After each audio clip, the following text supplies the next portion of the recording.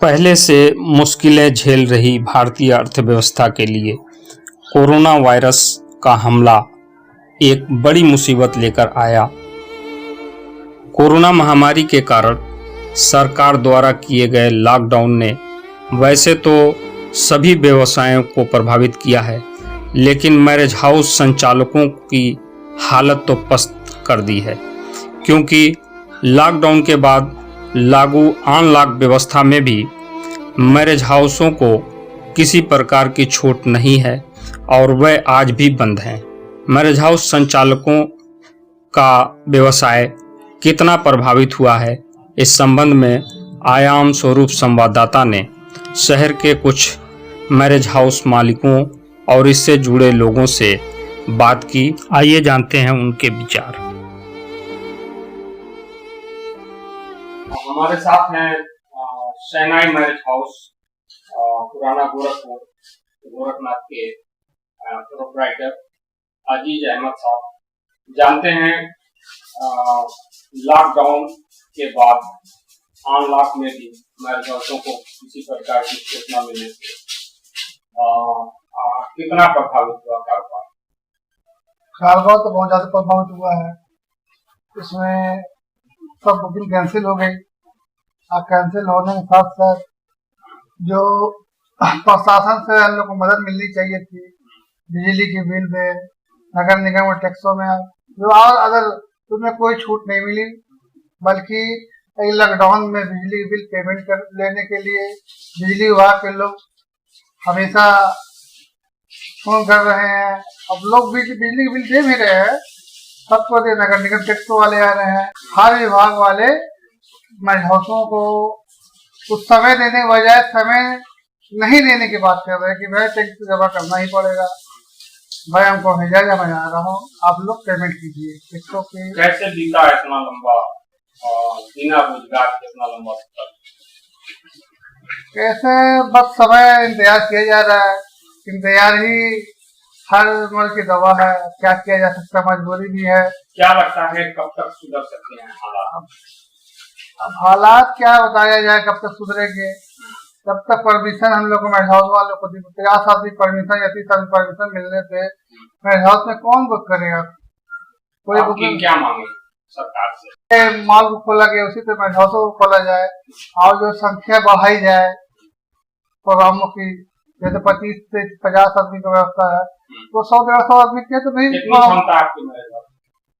अब marriage house programme इस समय तो 300 से 400 लोग जाते थे, प्रोग्राम वही होता है।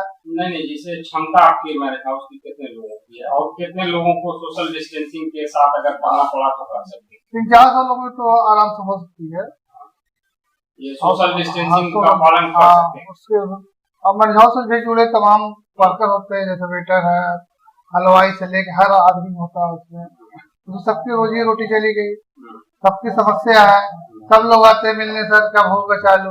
हमको भी नहीं पता कि कब होगा चालू, जब तक सरकार आदेश न दे। कोई हम लोग को कोई जियो भी ना आएगी कि भाई कब से आप लोग को कारोबार चालू करना है। कुल मिला के सरकार से आप क्या चाहते हैं? सरकार हम लोग को कुछ बिजली के बिलों में छूट दे, जो हम लोग का खर्चा आ रहा है नगर निगम टैक्सों में, इस साल माफ करे, और जो है भविष्य में जब मैरिज हाउस चालू होगा तो भविष्य के हिसाब से जो अप्रत्यक्ष होगा तो बिजली बिल वो लेते रहे हम लोग से, हम लोग देने में कोई आपत्ति नहीं है। हम लोग हमेशा सरकार का सपोर्ट किया, भविष्य में भी सरकार का सपोर्ट करेंगे। ठीक है, बहुत बहुत शुक्रिया। ये है वो किचन जहाँ तरह तरह के पकवान बनते थे, लेकिन आज ये किचन पूरी तरह से वीरान है। यहाँ पे बफर सिस्टम खाने की व्यवस्था हुआ करती थी, आज पूरी तरह से वीरान है। ये वो पंडाल है जहाँ दूल्हे और बाराती बैठते थे, ये जगह भी अब पूरी तरह से वीरान नज़र आ रही है। ये तंदूर जिस पे रोटी बनाने का काम कारीगरों द्वारा किया जाता था, ये भी पूरी तरह से शांत और खामोश है। यहाँ पे किसी तरह की कोई चहल पहल नहीं रही।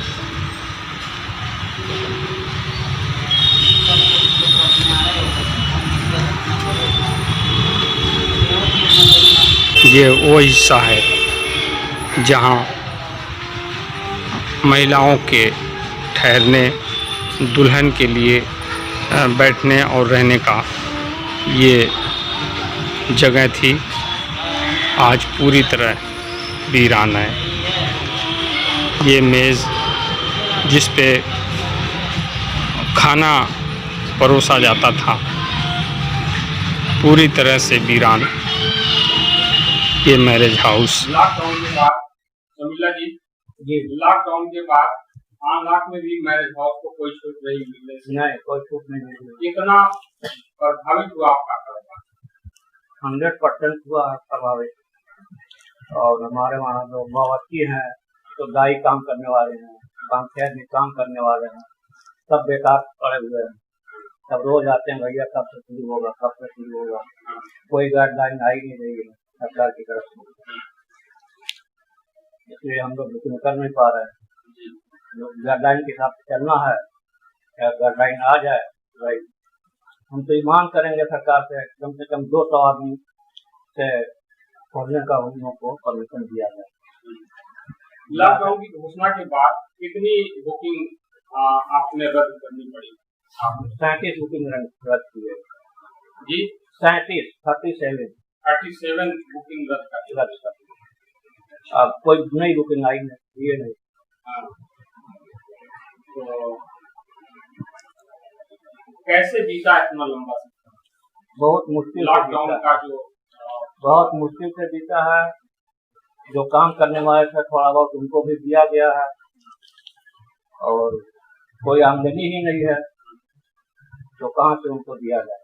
मैरिज हाउस संचालन के लिए जी, और किस तरीके की छूट आप चाह रहे हैं कि हम सरकार से क्या मांग? बुकिंग करने के लिए छूट दिया जाए कि हम लोग बुक करें, ज्यादा आदमी नहीं तो कम से कम 200 आदमी की परमिशन दिया जाए। कितनी क्षमता आपके, कितने लोगों की क्षमता? 500 है क्षमता। अगर लेकिन 200 दिया जाए तो लोगों का काम चल सकता है। सोशल डिस्टेंसिंग का भी पालन होगा। मैरिज हाउस के लिए कोई आदेश नहीं देगा, एकदम बंद है, जबकि सारी व्यवस्था हम लोग के पास मौजूद है। कुछ कर्मचारी जो आपके परमानेंट भी होंगे? हाँ, 3 कर्मचारी परमानेंट है हमारे, एक दाई है, ये परमानेंट है। उनकी तनख्वाह वगैरह? उनकी तनख्वाह दिया जा रहा है उन लोगों को। सर ये तो सब लोग जानते ही हैं, सरकार को भी मालूम है कि नुकसान तो हुआ।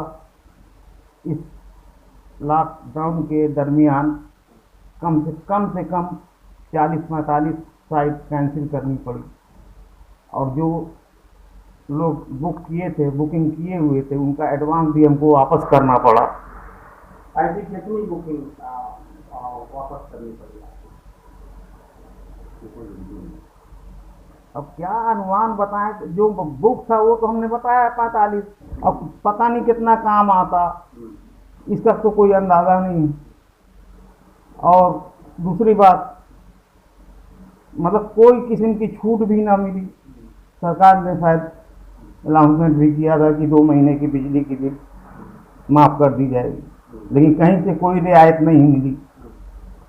हमको बिजली की bill, house tax, water tax सब देना पड़ा टोटल, और ऊपर से जो 3-4 मतलब वहाँ कर्मचारी हैं उनको तो हम भगा नहीं देंगे, उनको भी मतलब पहले देना ही देना है, जेब से दो या कहीं से ले आके दो। यही तो परेशानियाँ हुई हैं। और कैसे बीता इतना लंबा इंतजाम, इतना लंबा सफर? अरे अब कैसे बताया जाए, किसी तरीके से, किसी सूरत से। इस बारे में वो क्या बताएंगे, कहाँ से कैसे इंतजाम करके आदमी अपना। सरकार से क्या मांग? अब मांग क्या है, मांग तो यही है कि हम लोग का मैरिज हाउस बहाल किया जाए। और क्षमता है आपको मैरिज हाउस की? कितने लोगों? हमारे मैरिज हाउस में कम से कम 1000 आदमी का इंतज़ाम हो सकता है। तो सरकार से आपकी क्या अपेक्षा है? और सरकार से क्या अपेक्षा है? सरकार तो कुछ लेना देना तो है ही नहीं, उनको केवल लेना ही है, बिजली की बिल लेना है, हाउस टैक्स वाटर टैक्स लेना है, हमको कर्मचारियों का खर्च देना है। अब रहा सवाल ये, हम यही कहना चाहते हैं कि अब से बहाल किया जाए।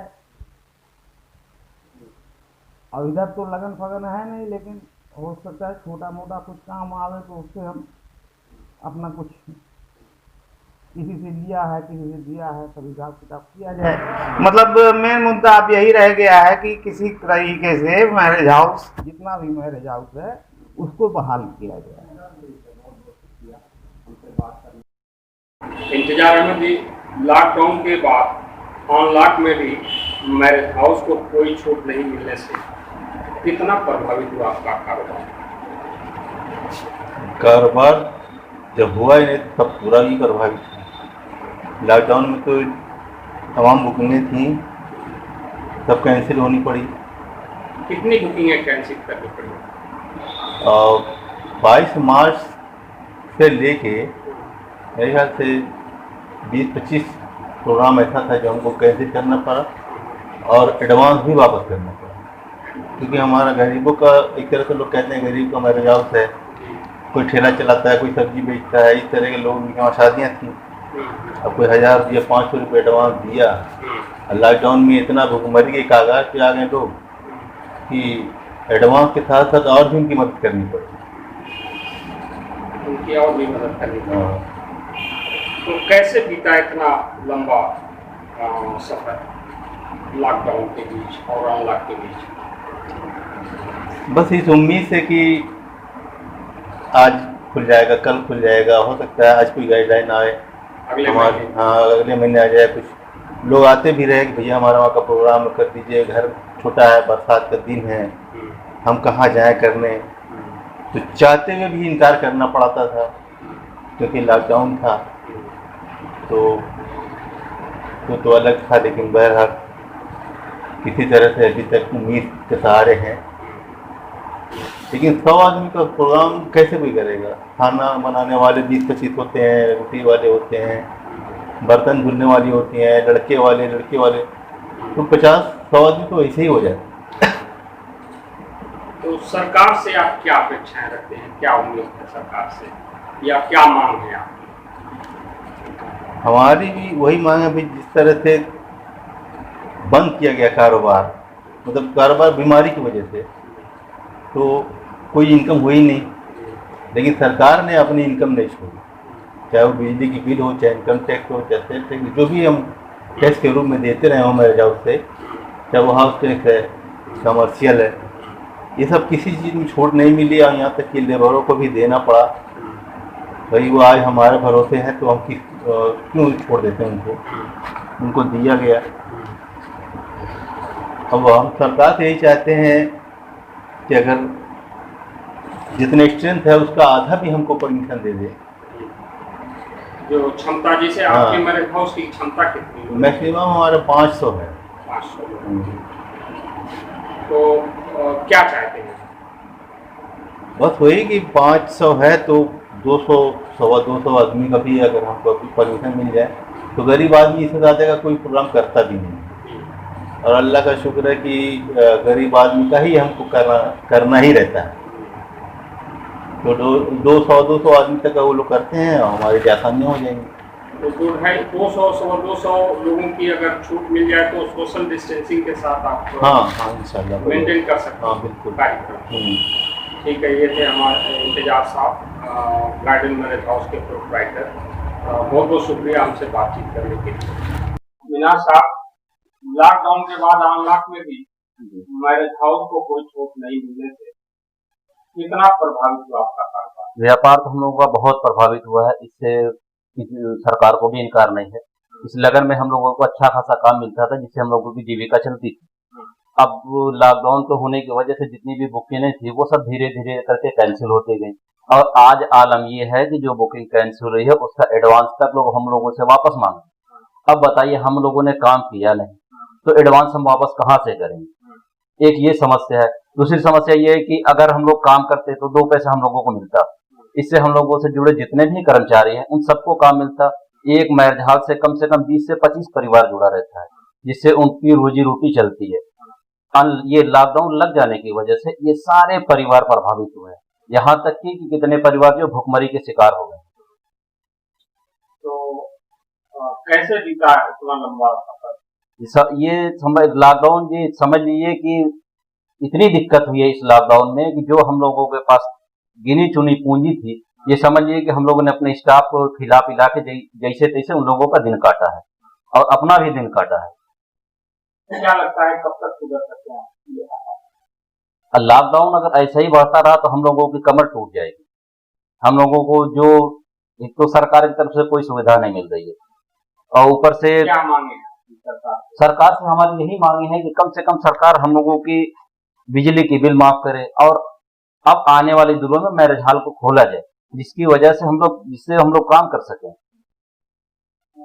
नहीं तो हम लोगों की स्थिति दिन ब दिन और दयनीय होती जाएगी। इसी तरीके की कोई छूट हम लोगों को सरकार से हमें ये चाहिए कि कम से कम हम जब से लॉकडाउन लगा हुआ है इतने दिन के हम लोगों की बिजली की बिल माफ कर दी जाए, इसलिए कि हम लोगों ने बिजली इस्तेमाल किया नहीं है। लेकिन हम लोगों के पास हम लोगों की बिल भी बहुत ज्यादा आती है, तो जिससे की वजह से अगर उसमें छूट मिलती है तो हम लोगों को बड़ी राहत मिलेगी। तो बिजली की बिल में क्या छूट चाहते हैं? जिसे फिक्स चार्ज में छूट चाहते हैं या फिर बिजली में छूट चाहते हैं? हम लोग हमारी मंशा ये है कि जैसे हम लोगों ने लॉकडाउन में जो भी बिजली इस्तेमाल की है वो हमको हमारी यूनिट के हिसाब से ले ली जाए, जो फिक्स चार्ज है उसको कम कर दिया जाए, इससे हमको कुछ राहत मिल जाएगी। इसलिए कि बिजली हमने इस्तेमाल की नहीं, तो बस जो इस्तेमाल की है बस उसका सरकार हमसे पैसा ले ले, जो फिक्स चार्ज है उसको मत ले, उसको ना ले। आपके हिसाब से कितनी बुकिंग करनी पड़ी लॉकडाउन की वजह से? समझिए कि 30-40 बुकिंग तो कैंसिल करनी ही पड़ी। हमारे साथ हैं जाने माने बावर्ची नसीम अहमद जी। और कैसे बीता इतना लंबा सफर?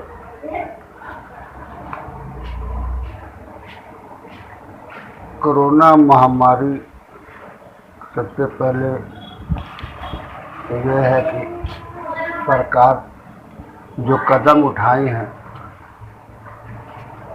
ठीक भी है और नहीं भी है, इसलिए कि गरीबों का ख्याल इस सरकार नहीं की है, सिर्फ पूंजीपतियों को बढ़ावा दिया है। हम लोगों के बच्चे पढ़ लिख नहीं पा रहे हैं, रूखी सूखी खा रहे, क्योंकि हम लोग बीच के आदमी हैं, किसी के आगे हाथ भी नहीं फैला सकते।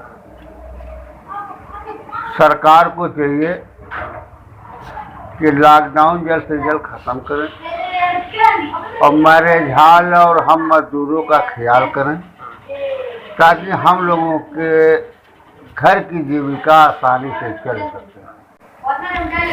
इसे कितना नुकसान हुआ होगा लॉकडाउन की वजह से? नुकसान तो बहुत ज़्यादा हो गया है और हमारे साथ कम से कम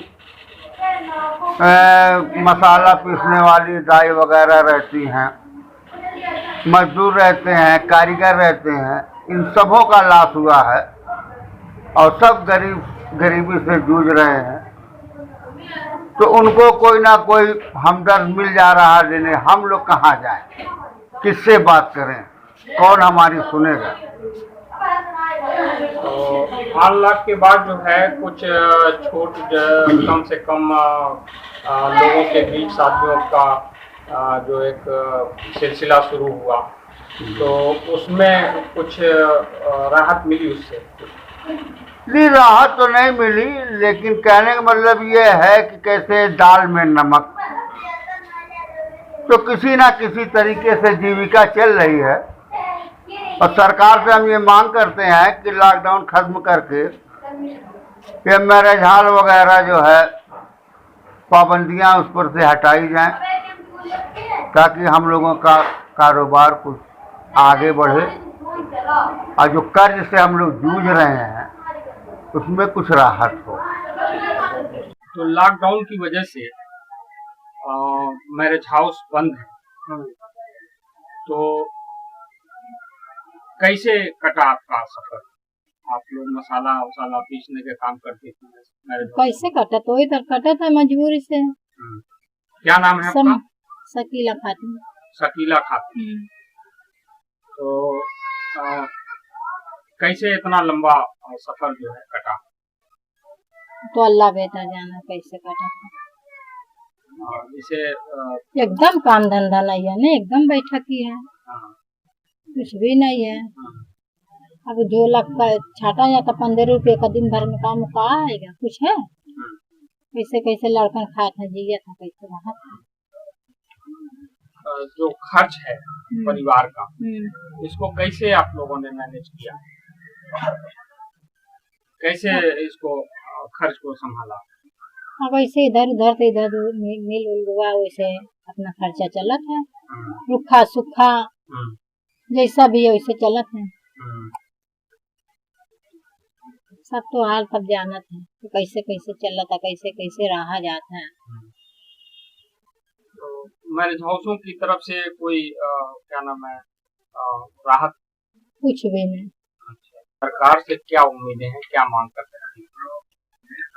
हाँ मांगे अल्लाह पाक सब पूरा करेगा। तो अभी कोई काम नहीं मिला मैरिज हाउस में? कुछ भी नहीं होगा, बैठक ही, एकदम बैठक ही है। जैसे लॉकडाउन और उसके बाद अनलॉक में कुछ शादियां जो है हुई हैं, तो क्या उसमें भी नहीं कुछ बुलाया गया आप लोगों को? नहीं मसाला वसाला पीसने के लिए? नहीं, जैसे 100 आदमी 50 आदमी करा था तो एक आदमी बुलावा था, एक आदमी मतलब 2 आदमी जाता, 200 ले लेते रहे बस। हाँ एकदम कम हुए नहीं है, कोई बोला कम हो रहा तो पका के चले आवा था, कहाँ बुलावा थे? कोई नहीं बुला ना, हम लोग का कम हुए नहीं कोई है। घर में काम होता तो क्या बुलाइए घर में? मेरा जज का रात रात आदमी बुलावा था, चला जाता रहा। दिक्कतें हैं? हाँ बहुत दिक्कत है, ठीक है, बहुत इससे ज्यादा दिक्कत है।